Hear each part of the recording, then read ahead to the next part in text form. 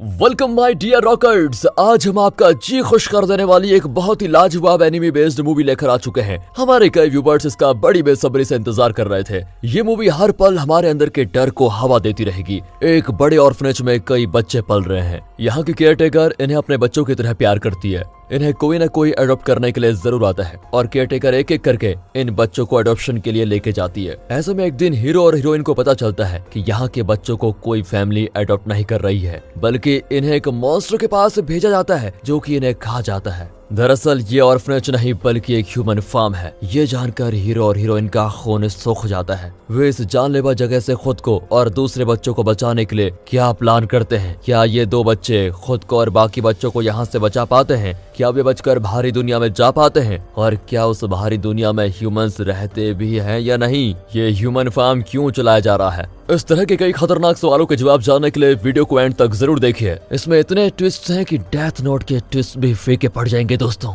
इसकी anime series में 25 से ज्यादा एपिसोड्स हैं और अगर उन सारे ट्विस्ट्स को मिलाकर एक मूवी में रख दिया जाए तब बनती है ऐसी मूवी। तो चलिए देखते हैं 2020 में रिलीज हुई एक सुपर एनिमे बेस्ड मूवी जिसका नाम है द प्रॉमिस्ड नेवरलैंड। अगर दोस्तों आपने इनकी एनिमे सीरीज देखी है तो नीचे कमेंट्स में जरूर बता दीजिएगा कि वो इससे डिफरेंट है कि नहीं। बाकी इस वीडियो को मजा लूटने के लिए चैनल को सब्सक्राइब, बेल आइकन को दबा दीजिए, यूट्यूब का नोटिफिकेशन ऑन रखें, इंस्टाग्राम और फेसबुक पे आप हमें फॉलो कर सकते हैं। अब चलते हैं मूवी के अंदर। मूवी की शुरुआत में एक बड़े ऑर्फनेज में एमा नाम की लड़की को दिखाते हैं। यही कहानी की हीरोइन है। वो बाकी बच्चों को जगाकर उन्हें रिफ्रेश करवाती है और मजे से सबको खिलाती भी है। इस ऑर्फनेज में 16 साल से कम उम्र के बच्चे रहते हैं। 16 की उम्र हो जाए तो वे ऑर्फनेज से बाहर जाकर अपनी मर्जी की लाइफ जी सकते हैं। और यह है इस ऑर्फनेज की केयरटेकर जिसे बच्चे मामा कहते हैं। वो इन्हें इतना प्यार देती है कि बच्चों को कभी फील ही नहीं होता कि वे अनाथ हैं। इन बच्चों को उसने इतनी अच्छी शिक्षा और ट्रेनिंग दे रखी है कि एक से बढ़कर एक इंटेलिजेंट यहाँ पर मौजूद है। आज इन्हें कोई टेस्ट दिया गया है।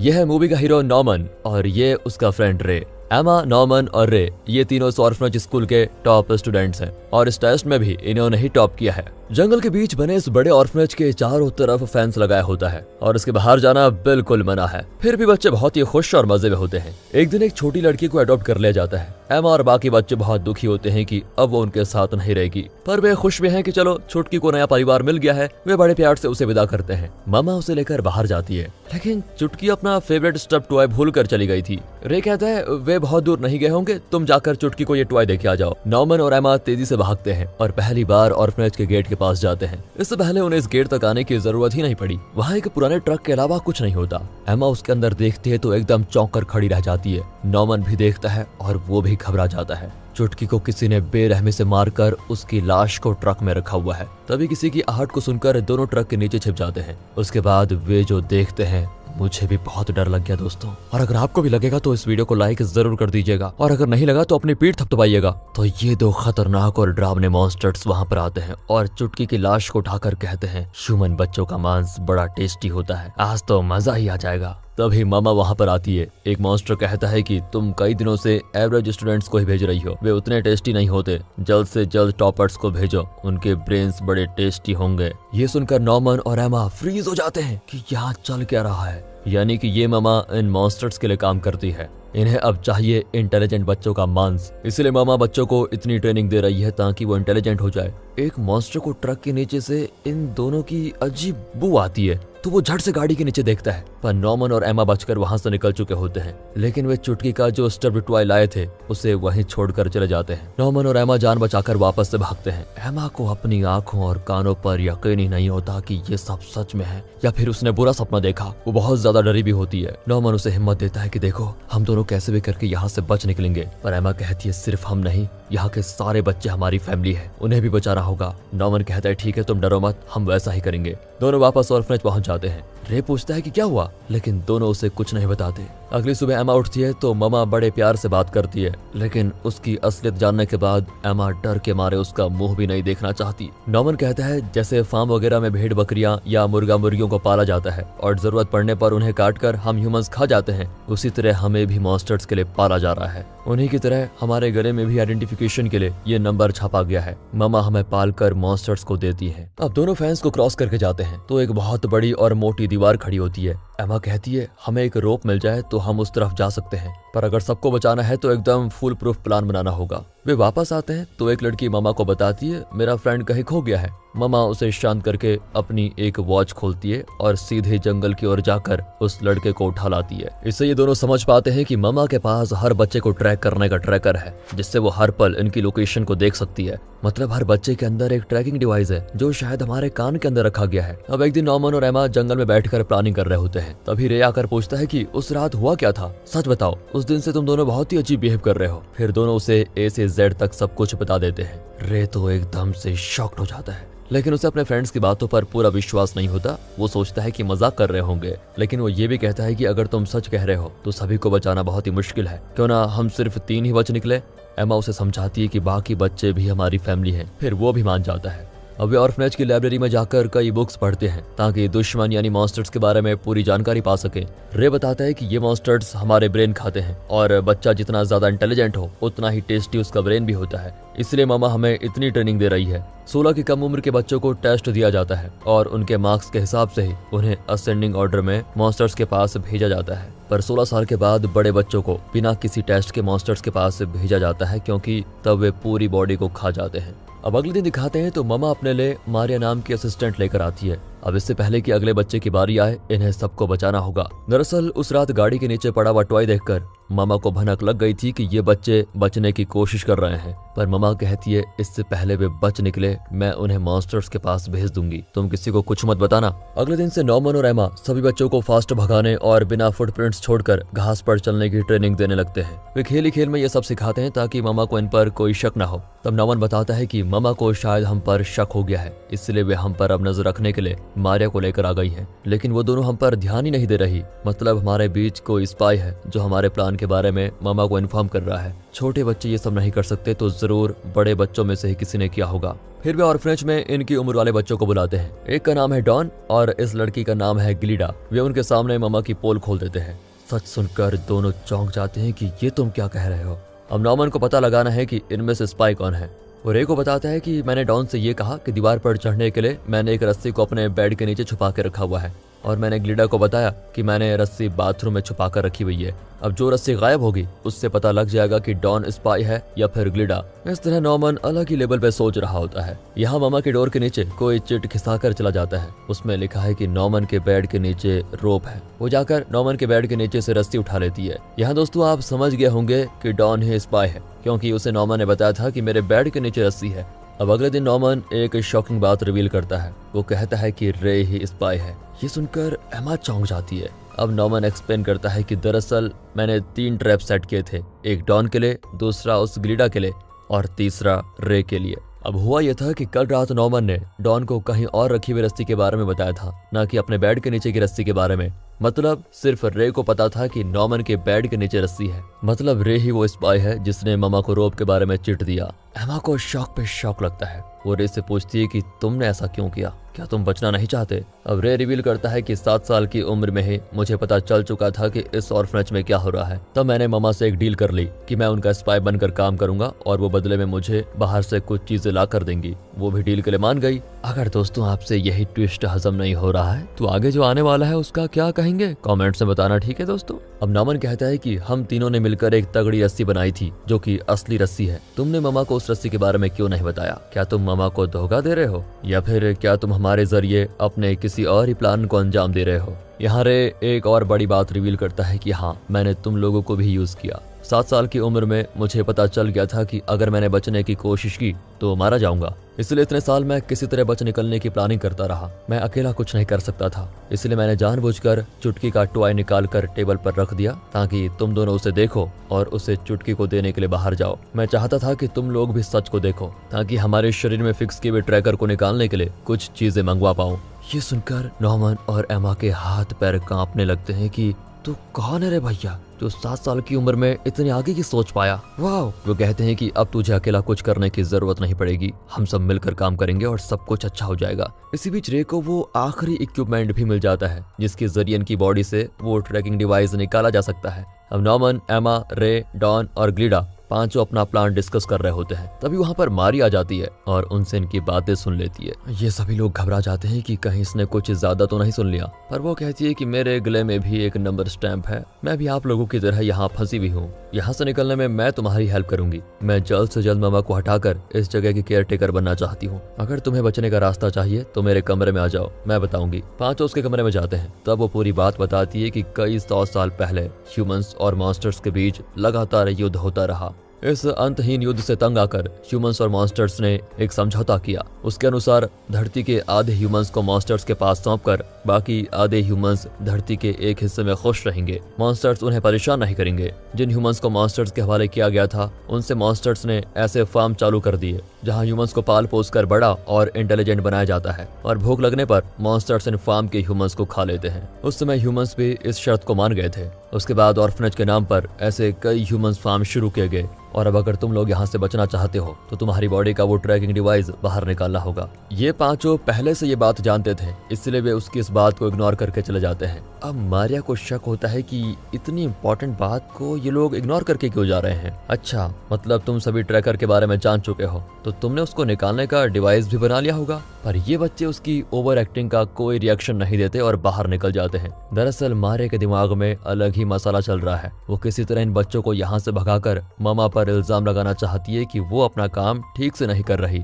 और फिर वो खुद इस ह्यूमन फार्म की इंचार्ज बनकर राज करना चाहती है। लेकिन अब वो अपना प्लान चेंज करती है। वो रे का बनाया हुआ डिवाइस चुराकर हेडक्वार्टर्स को भेजना चाहती है जिससे मामा की बदनामी हो, क्योंकि उसने बच्चों को ऐसा डिवाइस बनाने दिया। इस तरह मामा को निकाल दिया जाएगा और मारिया केयर टेकर बन जाएगी। उसी रात रे मामा को बता देता है कि मारिया आपको हटाकर खुद इस जगह की इंचार्ज बनना चाहती है। इस बात से बेखबर मारिया बच्चों की गैर मौजूदगी में उनके कमरे को छान मारती है कि कहीं वो डिवाइस मिल जाएगा। आखिर उसे वो डिवाइस भी मिल जाता है। पर तभी मामा वहां आकर मारिया को उसका टर्मिनेशन लेटर देती है जो कि हेडक्वार्टर से आया है। तुम्हें अभी यहाँ से बाहर जाना होगा, ये कहकर मामा चिल्ला जाती है और इस तरह बच्चे बच जाते हैं। जाने से पहले मारिया नॉर्मन की टेबल ड्रॉर में एक पेन रखती है और सोचती है कि मेरा काम तो नहीं हो पाया, तुम लोग तो बच निकलो। फिर वो बाहर निकलती है तो हेडक्वार्टर के इंचार्ज एक मॉन्स्टर को साथ लेकर आई होती है। मारिया उसे बताती है कि बच्चे यहाँ से भागने का प्लान बना रहे हैं। उन्होंने ट्रैकर को निकालने वाला एक डिवाइस भी बना लिया है। पर इंचार्ज कहती है कि मामा एक काबिल औरत है, अब तुम्हारी जरूरत ही नहीं है।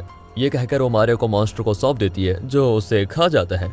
अगले दिन नॉर्मन और एमा दीवार पर चढ़ने की कोशिश करते हैं। यहाँ रे मामा को डिस्ट्रैक्ट करता है ताकि वो नॉर्मन और एमा को ना ढूंढ पाए, लेकिन मामा इतनी बेवकूफ भी नहीं है। वो रे को एक कमरे में बंद करके अपने ट्रैकर से उनका पता लगा ही लेती है। वो बहुत ही सेंटिमेंटल बातें करती है कि मैं तुम लोगों को बहुत ही खुश देखना चाहती हूँ, फिर तुम लोग भागने की कोशिश क्यों कर रहे हो। नॉर्मन और एमा उससे बचकर भागते हैं, लेकिन वो एमा को पकड़कर उसकी टांग तोड़ देती है। आवाज को सुनकर नॉर्मन चौंक जाता है। मामा नॉर्मन को एक और शॉक देते हुए कहती है कि अपना आखिरी दिन जी भर के जी लो, क्योंकि कल मैं तुम्हें मॉन्स्टर्स के पास ले जाने वाली हूँ। ये सुनकर दोनों ही फ्रीज हो जाते हैं। उस रात रे और एमा नॉर्मन से कहते हैं कि सुबह से पहले बच निकलो कैसे भी करके। जब एमा का पैर ठीक होगा तो हम दोनों बाकी बच्चों को लेकर निकल जाएंगे। पहले तो नॉर्मन नहीं मानता, पर दोनों उसे कन्विंस कर ही लेते हैं क्योंकि कल सुबह उसे मॉन्स्टर्स का शिकार बनना पड़ेगा। उसे अभी के अभी बचना होगा। नॉर्मन उस पेन को देख लेता है जो मारिया ने उसकी टेबल ड्रॉर में रखा था। वो उसे भी उठाकर निकल जाता है। आखिर एक रस्सी की मदद से वो उस तगड़ी और बड़ी दीवार पर चढ़ भी जाता है।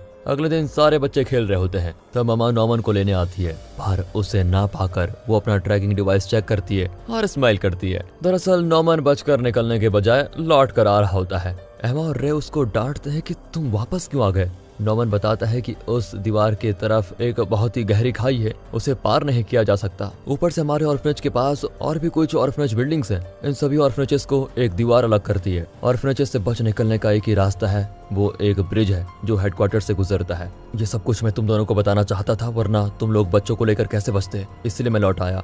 इतने सारे बच्चों की जान चली जाए, इससे अच्छा तो यही होगा कि मुझ अकेले की जान जाए। एमा और रे बहुत रोते हैं। एमा मानना ही नहीं चाहती कि नॉर्मन मरने वाला है, पर नॉर्मन बहुत ही खुश होता है कि वो अपनी जान देकर इतने सारे बच्चों की जान बचा रहा है। वो बड़े प्यार से सबको अलविदा कहकर मामा के साथ जाता है। गेट के पास एक बड़ा मॉन्स्टर वेट कर रहा होता है। वो अपने साथ नॉर्मन को उठाकर लेकर जाता है। नॉर्मन के ना होने से एमा और रे एकदम से अकेले पड़ जाते हैं। उन्हें यहाँ से बचने का ख्याल भी नहीं आता। वे अब बात भी नहीं करते और चुपचाप बैठे रहते हैं। इनकी हालत देखकर ममा बहुत ही खुश होती है और इन्हें चिढ़ाकर चली जाती है। इसी तरह 2 महीने निकल जाते हैं और रे का 16वां बर्थडे आता है, यानी अब रे को मॉन्स्टर्स का शिकार बना दिया जाएगा। आधी रात को एमा उठकर एक कमरे में जाती है जहाँ रे कुछ पढ़ रहा होता है। अब रिवील होता है कि ये दोनों इसलिए बात नहीं कर रहे थे ताकि मामा को विश्वास हो जाए कि ये लोग बचने की उम्मीद खो चुके हैं। दरअसल इनकी प्लानिंग फुल स्पीड में चल रही होती है। एमा कहती है मामा मुझ पर नजर रखती रहती है, पर वो नहीं जानती कि मैंने डॉन और ग्लिडा को बच्चों को ट्रेन करने का काम दे दिया है। वे बच्चों को फास्ट भगाने, रोप पर चढ़ने वगैरह की ट्रेनिंग दे चुके हैं। हम सभी कल दोपहर को बच निकलेंगे।